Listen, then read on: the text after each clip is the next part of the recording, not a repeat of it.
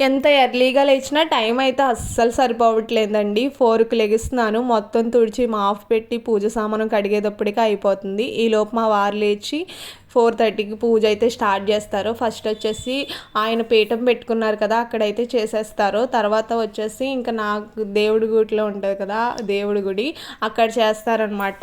2 చోట్ల మా వారే చేస్తారు. నాకు అస్సలు టైం కుదరట్లేదు, వంటే సరిపోతుందని చెప్పేసి నేను వచ్చేసి స్నానం చేసి వంట చేయాలంట స్వాములకి. సో మా వారు ఇక్కడ పూజ అయితే చేసేస్తున్నారు.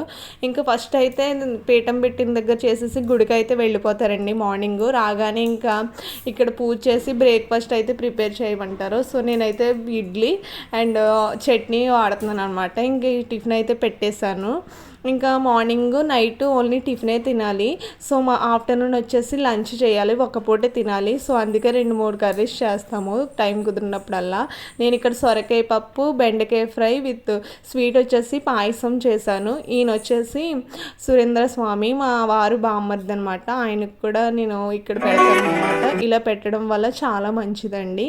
సో వీడియో అయితే నచ్చితే సబ్స్క్రైబ్.